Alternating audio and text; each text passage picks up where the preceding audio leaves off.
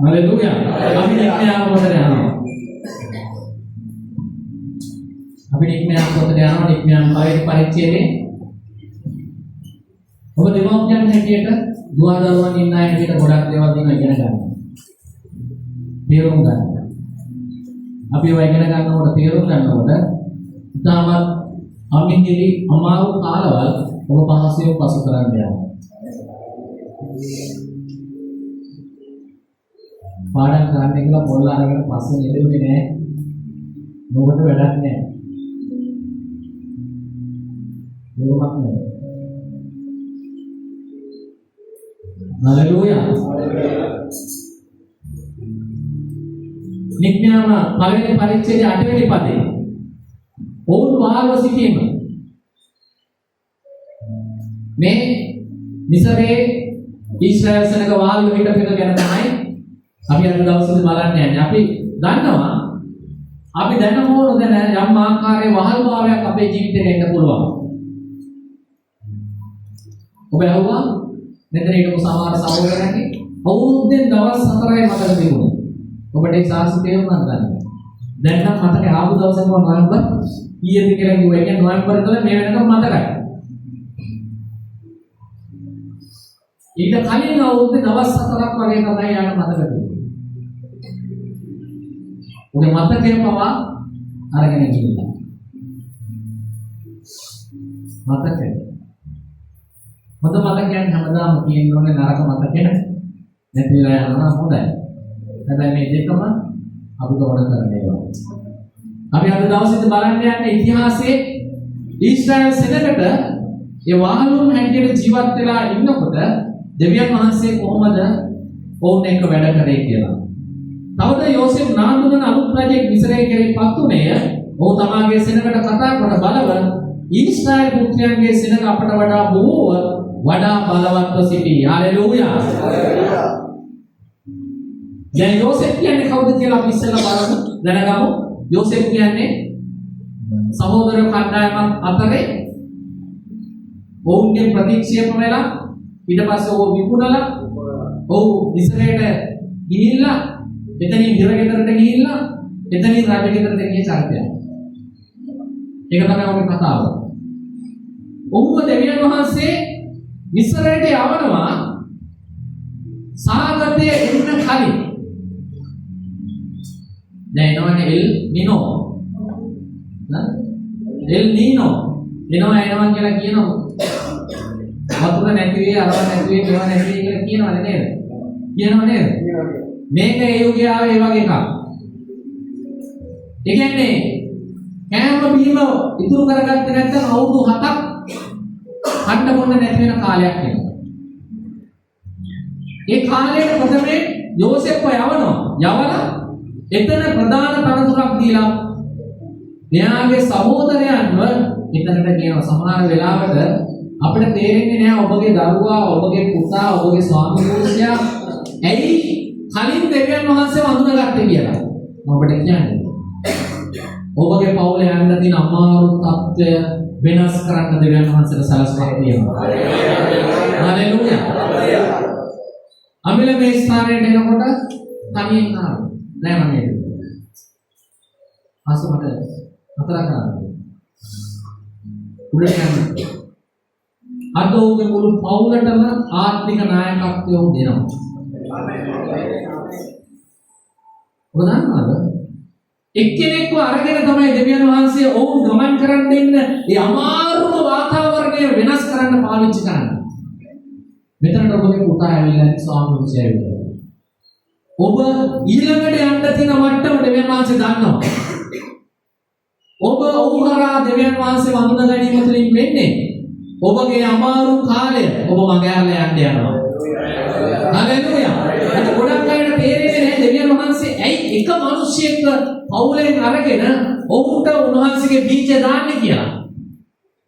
දෙවියන් වහන්සේට ඕනේ බීජ දැම්මට පස්සේ ඒක වැඩි වෙනකොට ඔහු පිටිපස්සෙන් ඉන්න ලොකු සෙනඟ යන්න ඉන්න අමාරු අසීරු කර්කශ වාතාවරණයෙන් එළියට ගෙනල්ලා දෙවියන් වහන්සේ තරන් යන්න ඕනේ නේද? ඔබටත් මටත් ප්‍රේම කරන දෙවියන් වහන්සේ. අපි හිතනවා මේ ඔබ වර්තමාන තේරුම් ගන්න. අපි හිතනවා මේ ආගමක් මේකක් කරකක් මේකක් කියලා. එහෙම එකක් මේක ඇතුලේ නැහැ. සම්බන්ධතාවයක් තියෙනවා. හලෙලූයා. මෙතන කියන ඊශ්‍රායල් පුත්‍රයන් සෙනඟ වඩා බලවත්ව සිටී. එතනට එනවා වෙන රජෙක්. එයා දකින්න එක වෙනස් විදියකට. ඉතල යෝසෙෆ් තමයි ඒ මිසරයට ආපු ඒ සාගතයේදී ඒ රටට යහපත් කාලයක් උදා වෙනකන් ගමන් කරන්න ඕන සැලැස්ම ඇල්ලුවේ. ඔව් කියනවා අවුරුදු 7ක කාලයක් එන්න යනවා මුකුත්ම නැතුව. අපි ඒක නිසා මේ අවුරුදු 8 රැස් කරන්න ඕනේ. ඔබගේ ඊළඟ අවුරුදු 7 කොහොමද එන්න යන්නේ කියලා මම දන්නේ නැහැ. ඒක දෙවියන් වහන්සේ දන්නේ ඉන්න තමයි ඔබේ ස්ථානයේ ඉන්නේ. ඊළඟ 7ක් පෞලිය 7 වගේම යනවාද කියන එක තීරණය කරන්න ඕනේ. ඔබ. ඒක ගැන තීරණය ගන්න ඕනේ. ඒක ඔබ ගන්න ඕන තීරණය. ඔබ පිටිපස්ස හැරලා බැලුවට පස්සේ ඔබ ආපු අමාරු මාර්ගය තවදුරටත් ඔබ ගමන් කරන්න ඕනේ නැහැ කියලා. දෙවියන් වහන්සේ කල්පනා කරන මේ තරුණයාගේ ජීවිතය. දෙවියන් වහන්සේ කල්පනා කරලා තියෙනවා තවදුරටත් මේ වහල්කම තුල ගමන් කරන්න ඕනේ නැහැ. ඉස්සරහට එන කාලේ ඔබට හොඳ වෙන්න ඕනේ. හලෙලූයා. ඔබ ප්‍රතික්ෂේප වුණා ඇති, වුණා ඇති. ඔබ මිනිස්සු අයින් කරා ඇති. දැන් ඔබ එයාට ඕන වෙන කෙනෙක් වෙන්න යනවා. ඒ අයට උදව් වෙන කෙනෙක් වෙන්න යනවා. ඒ අයගේ ඔබගේ උපකාරයෙන් ඒ අය ගොඩක් දේවල් කරන්න යනවා. හලෙලූයා. දෙවියන් වහන්සේ අහපා. මේ අලුත් රජතුමා මේ යෝසෙෆ් ගැන දැනගෙන හිටියේ නැහැ. ඒක නිසා එයා බය වෙනවා.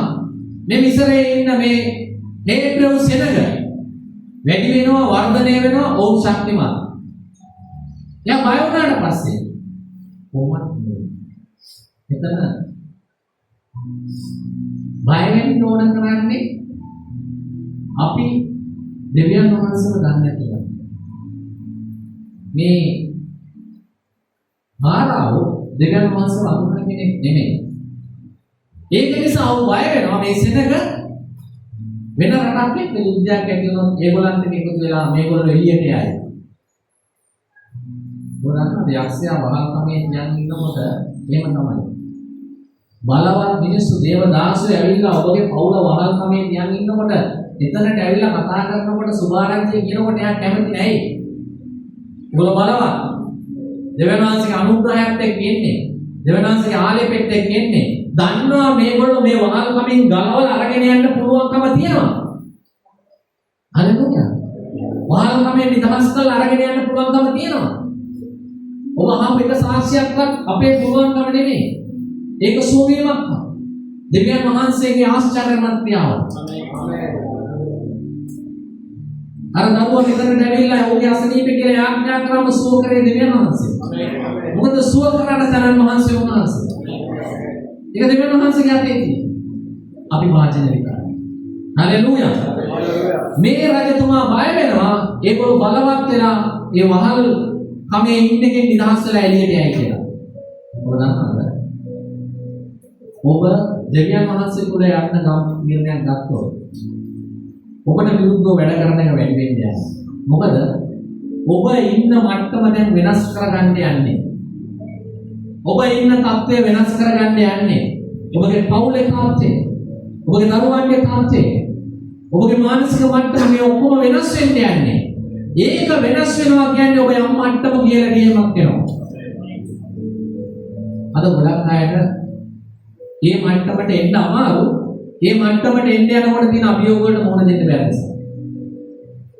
මෙතන කියනවා බොහෝ වඩා බලවත් සිටිදී වරෙල්ලා ඔවුන් ගෝණවන පිණිස යම් යුද්ධයක් සිදු වෙන කල අපේ සතුරන්ට එක්ව අපට විරුද්ධව සටන් කොට දේශයෙන් පිටවීම වෙන පිණිස ඔවුන් සමග නුවණින් ක්‍රියා කරමු යයි කීවේ. ඒගොල්ලෝ කියනවා දැන් මේගොල්ලන්ට එක්ක අපි රණ්ඩුවක් ඇති කරගෙන වැඩක් නැහැ. යුද්ධයක් ඇති වෙනකොට අනිත් අයත් එක්ක එකතු වෙලා මේගොල්ලෝ එළියට යන්න නැති වෙන්න අපි ඒගොල්ලන්ට නුවණින් ක්‍රියා කරමු. මේ පාරාවෝ රජතුමාට ඕනේ මේගොල්ලන්ව වහලුන් හැටියට ඉන්න විදිහටම තියාගන්න. මේගොල්ලෝ වහලු හිටපු සෙනඟක් නෙමෙයි. මේ තරුණ දරුවෝ ඉපදිච්ච දවස් ඉඳලා සිතරට බීඩි හිටපුවා නෙමෙයි. ඒගොල්ලන්ගේ හැසිරීම ඉපදිච්ච දවස් ඉඳලා තිබිච්ච ඒවා නෙමෙයි. හැබැයි ඒගොල්ලෝ යම් වයසකට එනකොට ඒගොල්ලෝ දන්නේම නැතුව ඒ චරිතයට වහල් වුණා. ඒ චරිතය ඒගොල්ලන්ගේ ජීවිතය අනුගත වුණා. සිගරට් එක නැතුව බැරි වුණා. වෙන වෙන ඒවා නැතුව බැරි වුණා. ඒගොල්ලෝ නොදැනුවත්වම ඒගොල්ලෝම වහල්කමකට ගියා.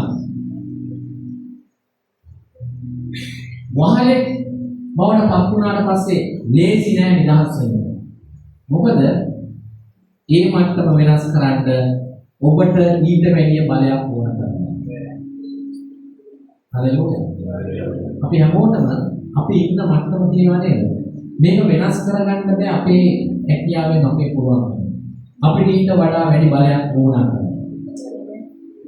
ඔබට කිලෝ 30ක් උස්සන්න පුළුවන් ඇති. හැබැයි ඔබට කිලෝ 50ක් උස්සන්න නම් ඔබට තව කාගේරි උදව්වක් ඕනේ. දෙවියන් වහන්සේ කරන්නේ අන්න එවැනි උපකාරයක්. අපිට උසලා ගන්න බැරි අමාරු බර උන්වහන්සේ අරගෙන යන්න පුළුවන් අනුග්‍රහය අපිට දෙනවා. ආමේන්. හalleluya. මේ සෙනකට මේ වහල් කමෙන් එළියට යන්නේ නැතුව තියාගන්න ඒගොල්ලෝ සලස්මක් හදනවා. මොකද්ද සලස්ම? දැන් මේගොල්ලෝ ඇක්ටයි වෙලා අතුරුට ආවට පස්සේ යකත් ගහන ප්ලෑන් එක මොකද්ද? ඕවර් ප්‍රශ්න. දරුවන්ගේ ප්‍රශ්න. ගෙදර ආර්ථිකේ ප්‍රශ්න. තවමනාන්තික ප්‍රශ්න. ඒ ප්‍රශ්නේ කල්ලුත් තිබ්බා. හැබැයි දැන් එළියට යන්න යනකොට වහල් කමින් එළියට එන්න යනකොට ඒ නොතිබිච්ච ප්‍රශ්න ටිකක් නෙමෙයි තිබිච්ච ප්‍රශ්න ටික නිකන් මතු කරලා කතා කරනවා. ඔබ දන්නවද? තිබුණා ඒවා. හැබැයි දැක්කේ නෑ. මේ සෙනඟ මේ මහල් කමින් එළියට යයි කියන බය නිසා ඒගොල්ලෝ වෙනමම සැලස්මක් ගන්නවා. මම ඔබට කියන රහසක් ඉගෙන ගන්න. ඔබ යම් අමාරු මට්ටමකින් එළියට යනකොට ඒකෙන් ඔබට එළියට එන්න බැරි වෙන්නේ. එයා මොකක් හරි සැලස්මක් ඔබ වටා හදන්න බලනවා. ඔබට ඒ සැලස්ම පරාජය කරන්න පුළුවන් ඉන්නේ දෙවියන් වහන්සේ ඔබත් එක්ක ඉන්නවා නම් තමයි. ඔබගේ ජීවිතය ඔබ ගොඩක් තැන්වල අසාර්ථක වෙලා ඇති. සාර්ථක වෙන්න උවමනාව පුළුවන්කම තියෙන තැන්වල සමහරවිට අසාර්ථක වෙලා ඇති. ඔබ කල්පනා කරන්නේ දෙයි මට මේක කරගන්න බැරි. එයි හරිය කරගෙන ඉන්නේ එයි මට කරගන්න බැරි. එයි මගේ රැකියාව ව්‍යාපාරය. මගේ ආර්ථිකය එයි මේක විනාශ වෙන්නේ නැත්තේ. ඔබ කල්පනා කරනවා. එහෙනම් දෙවියන් වහන්සේගේ අනුග්‍රහය ඔබගේ මට්ටම වෙනස් කරන්නේ. හalleluya. මෙතන කියනවා එසේ හේයි ඔව් බර වැඩ පැවරීමෙන් ඔවුන්ට පීඩා කරන පිණිස ඔවුන් කෙරෙහි විධාන කරුණක් පත් කළේ. බර වැඩ කරලා පීඩා කරන්න. විධාන කරුණක් පත් කළා. කවුද මේක කරන්නේ? ආරාම.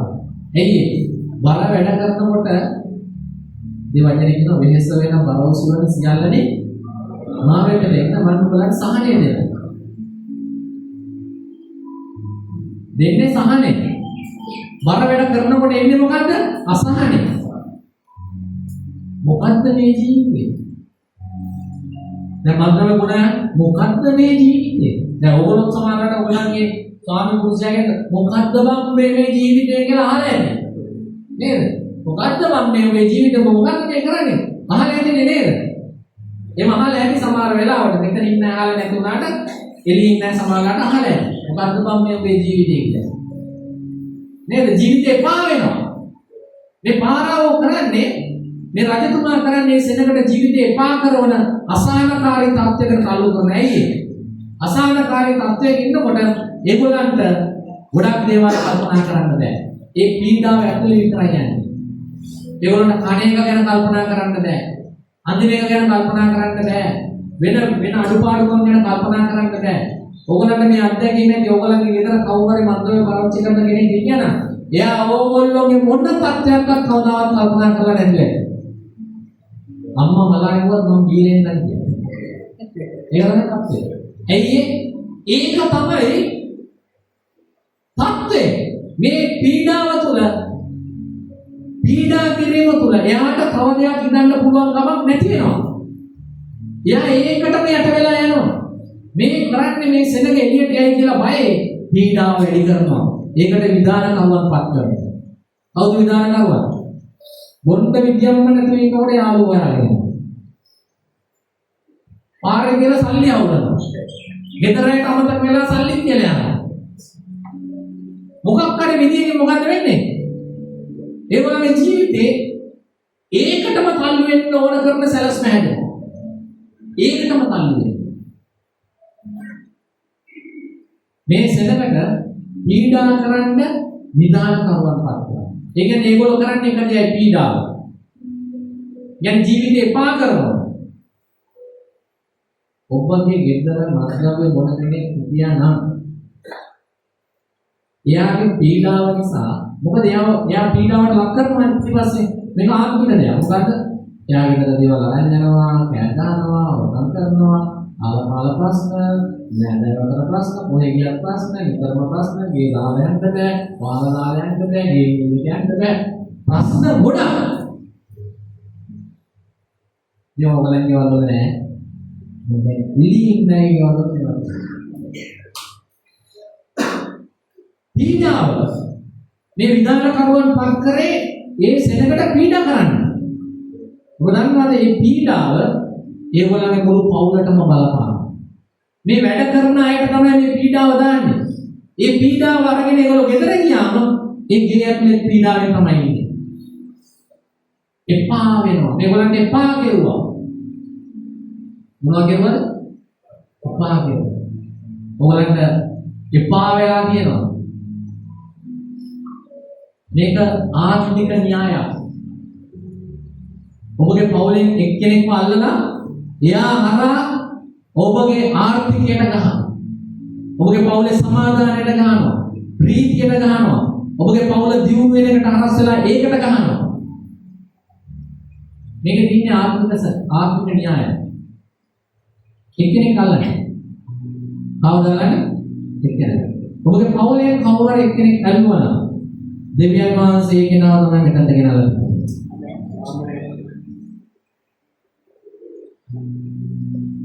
දෙවියන් වහන්සේ දන්නවා කාවද අරගන්න ඕනේ කියලා.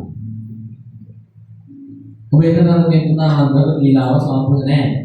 ඊට එහා දෙයක් නෙවෙයි. මේ ඔබගේ පවුලට දෙවියන් වහන්සේගේ සැලසුම.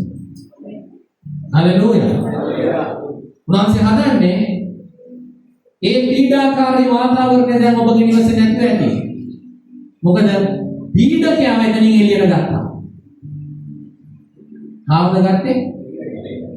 මොකද ඌ කරා තමයි මුළු පවුලටම පීඩනය එන්නේ. කවුද දන්නේ එහෙම ඉන්නවද දන්නේ? ඌ කරා තමයි. හැබැයි ඌව එළියට ගත්තට පස්සේ එතන තිබිච්ච පීඩාව සම්පූර්ණයෙන් ඉවරයි.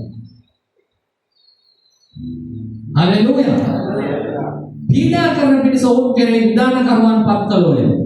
ඔව් පීතම් සහ රාම්සෙන් නම් ගබඩා නුවරවල් පාරාවකට කොට නැගුවෝය. මේගොල්ලෝ මේ සෙනඟ අරගෙන ගබඩා නුවරවල් කොට නැගුවා. ඒ කියන්නේ අවුරුේ කරවෙවි වැඩ කරන්න දැම්මා.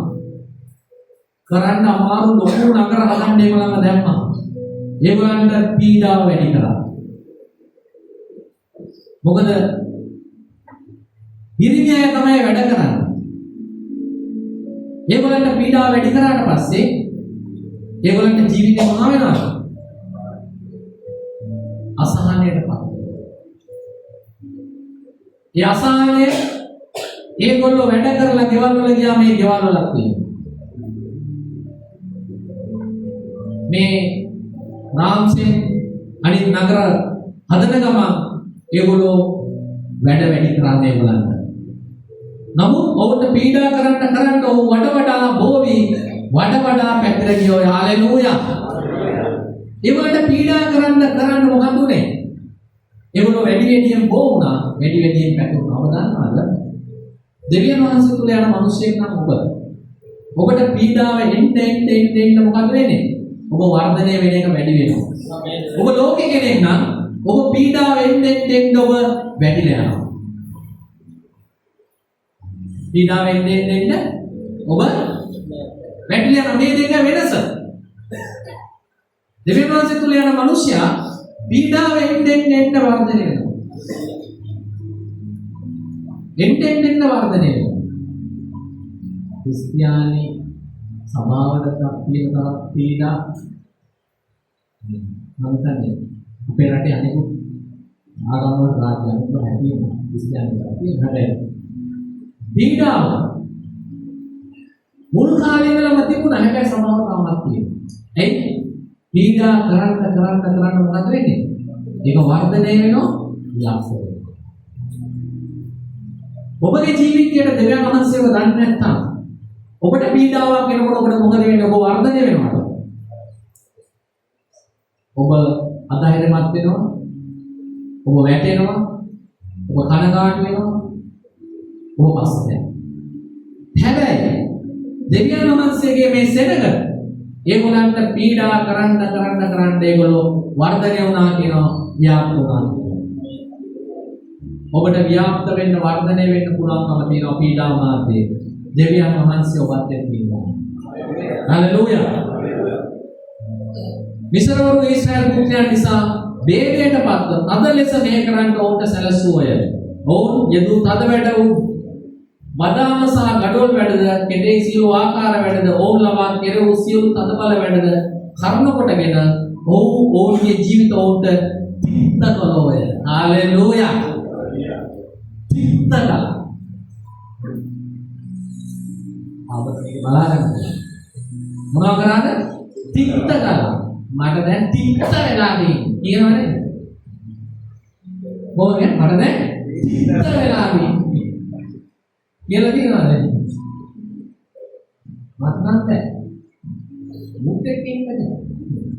මුත්තේ කින්නද මම දිස්තලා ඉන්නේ. සියාදාන් වැඩ කරනවොත් ඒක වාස්ප වෙලා යන මුග්ගා. තිත්ත වෙලා නේ. ඔබ උදේ ඉඳලා මාංශලා ගෙදර ඇවිල්ලා උදේ අපි අංගනවා. ඔබ ඉන්න ජීවිතේ වගාගන්නේ කියලා. ඔබ මූණ ටිකක් හොදගෙන එනකොට ගෙදර නැහැ.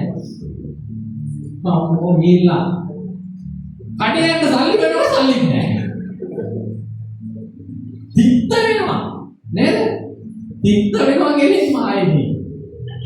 උදේ ඉඳලා ඔබ මහන්සි වෙලා ඔබ කැප වෙලා වැඩ කරලා අවිල්ලා මුහුණ ටිකක් හොදගන්න ගිහිල්ලා ආපහු වෙනකොට ඔබට හිතනවා පේන්නේ නැත්නම් අම්මෝ ගිහිල්ලා නැත්නම් වෙන්දර මල කරදර.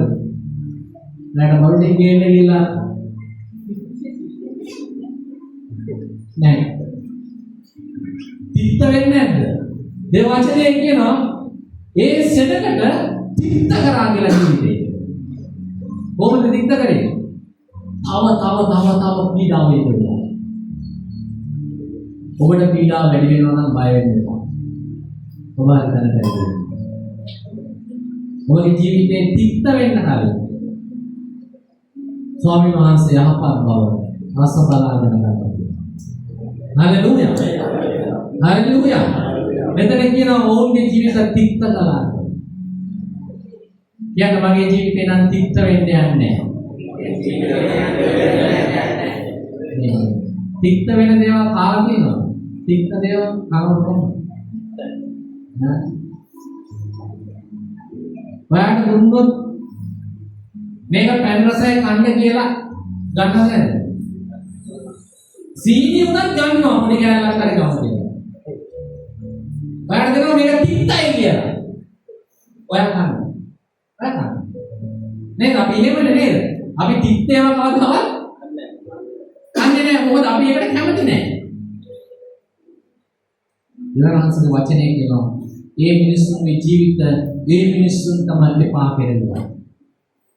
ඒ මිනිස්සුන්ට ජීවත් වෙන එක, රස විඳින එක, සතුටින් ඉන්න එක, විනෝද වෙන එක මේකක් අන්දපෝ එපා කෙරුවා කියලා කියනවා.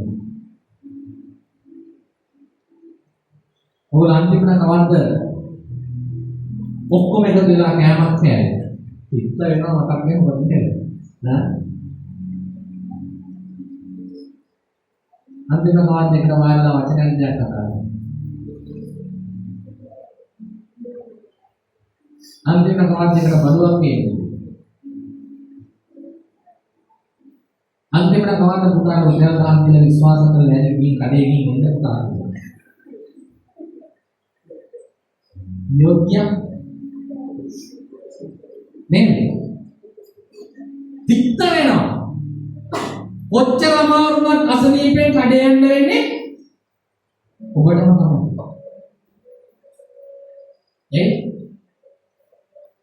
මේ කෙනෙකුට කිය. කොහොම කරද?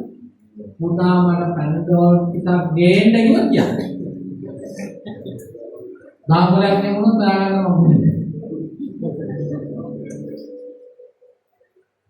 තිත්ත වෙනවා. මේ විධාන කරුවෝ මේ අය මේ හේබ්‍රෙව් සෙනඟට ජීවිතය තිත්ත කරා එපාම කෙරෙවුවා. මොනවා කෙරෙවද? එපාම කෙරෙවුවා. මෙතන ඔබගේ ස්වාමි පුරුෂයා ඉන්නවා නම් ඔබගේ භාර්යාව තාමත් ඔබත් එක්ක ඉන්නවා නම් ඔබට දේව දීකයි. يعني ඔබට අනරකයි. තාම අල්ලගෙන ඉන්නවා. දෙමව්පියෝ දරුවෝ තාම අල්ලගෙන ඉන්නවා. කොච්චර අමාරු වුණා. කොච්චර එපා වුණා. කොච්චර ප්‍රතික්ෂේප වුණා. අල්ලගෙන ඉන්නවා. ගණනකට. හලෙලූයා. දෙවියන් වහන්සේ මේ සෙනගගේ ජීවිත එපා කරන ඔබට ඒගොල්ලන්ටම දෙවියන් වහන්සේ ඕම් එක හිට ගන්නවා. හලෙලූයා. හලෙලූයා. සමාජයේ ගොඩක් දේවල් කියලා ඇති ඔබගේ දරුවා ගැන සානුකූලව කොහොමද? ඔබට එපා වෙලා ඇති.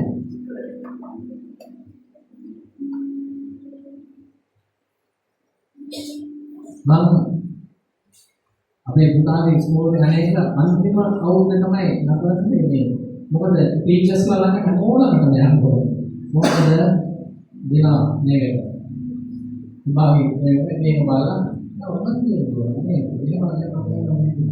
මම කල්පනා කරා කවදාවත් න්යා නියමයි කියන එක අහන්න ලැබෙන එකක් නැති. හැබැයි මම ඊට වැඩි හොඳ දේවල් අහනවා. හලෙලූයා. හලෙලූයා. දෙවියන් වහන්සේ ඒක මට ඇහෙන්න සලස්වන්න යනවා. මම විශ්වාස කරන දෙවියන් වහන්සේ. ඔබගේ දරුවා ගැන ඔබ මෙච්චර කල් අහපු නැති හොඳ දේවල් ඔබ අහන්න යනවා. හොඳ දේවල් ඔබ දකින්න යනවා. ඕන් ගැන හොඳ දේවල් කතා කරන්න යනවා. දෙවියන් වහන්සේ තාක්ෂ වෙනස් කරනවා. හලෙලූයා. මේ අරමුණ බලාපොරොත්තු ඇතුව තමයි අපි වැඩ කරන්නේ.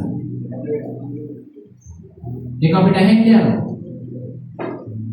ඒක අපි දකින්න යනවා. හලෙලූයා. මිසරේ රජතෙමේ චිත්‍රාද පුවාදනම් ලබේබ්‍රෝ වින්නපුවන්ට කතා කොට උඹලා හේබ්‍රෝ ස්ත්‍රී වින්නපුකමේ කරන විට ඔව් ප්‍රසූත රාණිය ඉන්නවා දකින්න කල්ලි පුතෙක් නම් ඔව් මරාපල්ලා දුවෙක් නම් ජීවත් වුණා වේයි කිව්වේ. මේ වින්නපෝ දෙවියන් වහන්සේට බය වෙමි. මිසරේ රජු අනුදුර ලෙස නොබට පිළිගන්නවා නොමරයි කියනවා. අන්තිමට ඒගොල්ලෝ කරන වැඩේ තමයි රජතුමා යන්න පිළිගන්නවා ඒක බැහැදිනවා. මේ මම කියන්නේ අවුරුදු 3000කට කලින් රජවරු වෙන පුතා. වින්නපෝ බය වෙනවා දෙවියන් වහන්සේට. ඒගොල්ලෝ කියනවා අපි යන්න කලින් ඒ හේබ්‍රෙව් කාන්තාව ශක්තිමත්. ඒගොල්ලෝ දරුවෝ වදලා ඉතර ඒ නිසා අපිට මොකක් කරන්න බැහැ. ඒගොල්ලෝ දෙවියන් වහන්සේට බය වෙච්ච නිසා ඒගොල්ලෝ රජතුමාගේ ආඥාව කඩ කරනවා. විධාන කරුවෝ රජතුමාගේ අන ඕනවටත් වැඩිය හොඳට ක්‍රියාත්මක කරනවා. අන්තිමට විධාන කරුවෝ ටික කොහොම යනවා? ලකුණු විධාන කරුවෝ කොහොම පස්සෙන් ආපු ලකුණු යනවා. අපි වහල්කමේ තියන් හිටපු කෙනෙක් යනවා නම් ඒ බලාගත්ත ඒ විධාන කරුවෝ සාතන් අතාරින්නේ නැහැ. ඒ ලෝකේ නෑ. යා මොකක් කර උපක්‍රමයකින් නැවත ඒක පුදන්න ගන්න බලන්න. යා මොකක් කර ප්ලෑන් එකක් හදන්න. ඒ වගේ මේගොල්ලෝම ඒ හිතපු තත්ත්වයෙන් පල්ලෙහාට ගේන්න පුළුවන් තරම් පීඩා වේදනා. සමහර වෙලාවට අපිට තේරෙන්නේ නැහැ අපේ ජීවිතවල සමහර පීඩාවල් මොකද වෙනවන්සල දන්නේ නැතුව ඔබට ඇවිල්ලා තියෙනවා. ඒ වගේම ඔබගේ තත්ත්වය තිබුණට වැඩිය පල්ලෙහාට ඇවිල්ලා. හැබැයි දෙනාංශිත කියනවා පීඩාව තුළම ඉස්සර වෙන්න යනවා. අමාරුකම් තුළම වර්ධනය වෙන්න යනවා. නිකම් තුළම සඵලවත් වෙන්න යනවා. හරියුණා. ඒක සිද්ධ වෙන්න යනවා. ඔබ දිහා බලලා සෙනඟ කියන්න යනවා ආශිර්වාදලා මිනිස්සු. මොනවාද මිනිස්සුද? ආශිර්වාදලා මිනිස්සු. හalleluya. ඊට පස්සේ කියනවා 20 පදේ ඒ නිසා දෙවියන් වහන්සේ වින්නපුවට කරුණාව පෙන්වූසේක සෙනඟද බෝවි අතිශයින් බලවත් වූය. තවද වින්නපුවන් දෙවියන් වහන්සේට බය වූ බැවින් උන්වහන්සේ ඔවුන්ට වංශයක් සාදා දුන්සේක.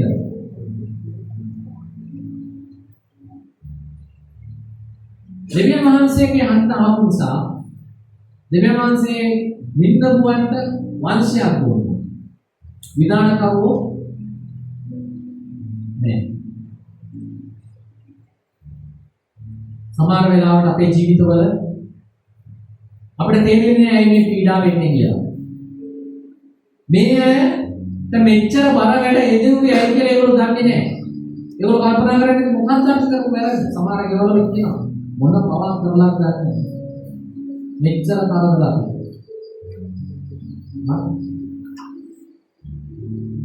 මොකක්ද දන්නේ නැහැ. මේ කලින් කරපු එක කලින් කරපු ඒවා දැන් නැහැ.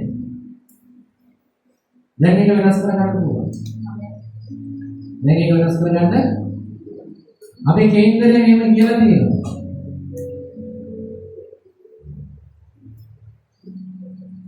කේන්දර බලන්නේ නැත්නම් ඉන්නවනම් කේන්දර බලන්නේ වෙලාවක් තියෙනවා.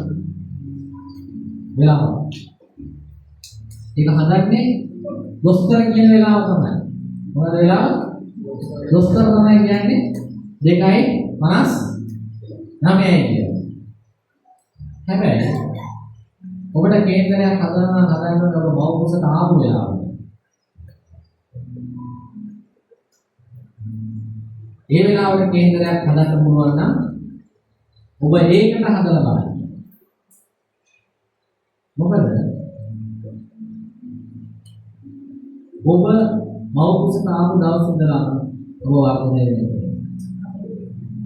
එතකොට එතන තමයි ජීවය හටගන්නේ. එතනට තමයි වෙලාව හදන්නේ. පොතකට එතනට. ඒකට තාක්ෂණය තාම නැහැ. ඒ නිසා මිත්‍යා පස්සේ ගිහිල්ලා ඔබට ගොඩනගා ගන්න තියෙන අනර්ථ ජීවිතේ අන්ධකාරයේ අතරමං කරගන්න යන්න එපා. දෙවනස් යහපත්. හalleluya. දෙවනස් යහපත්. උන්වහන්සේ කරුණාවන්ත දෙවියන් වහන්සේ උන්වහන්සේ පීඩාව මැද්දේ ඒ සෙනඟ සඵල කරා. පීඩාව මාර්ගයේ උන්වහන්සේ වර්ධනය වෙන්න සැලසුවා. පීඩාව මාර්ගයේ උන්වහන්සේ ඔබ නිදහස් කළා කියලා. මේ පීඩාව වැඩි වෙනකොට ගුණේ එක දෙයයි. දෙවියන් වහන්සේ එතනින් ඔබ නිදහස් කළා කියලා. අපේ ජීවිතවල පීඩාව වැඩි වෙනවා නම් දෙවියන් වහන්සේ දන්නේ නැතුව අපේ ජීවිත පල්ලෙහාට යන්න තියෙන ඉඩකඩ ගොඩක් වෙනවා.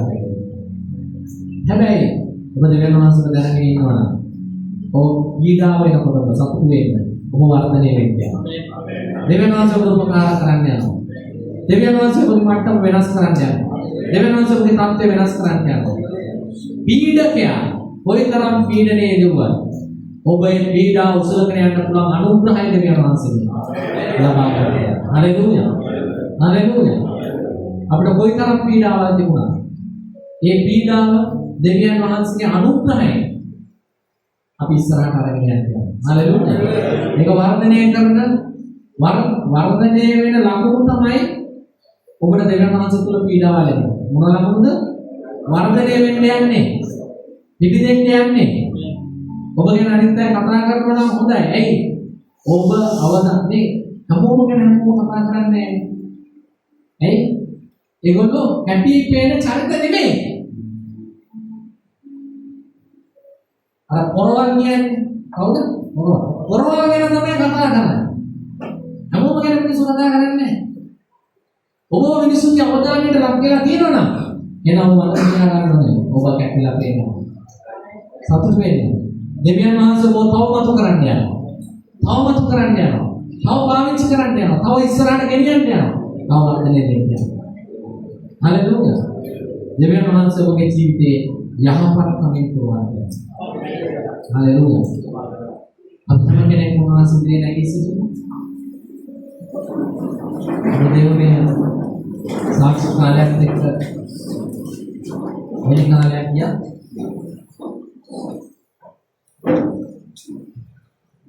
වහන්සේ යහපත්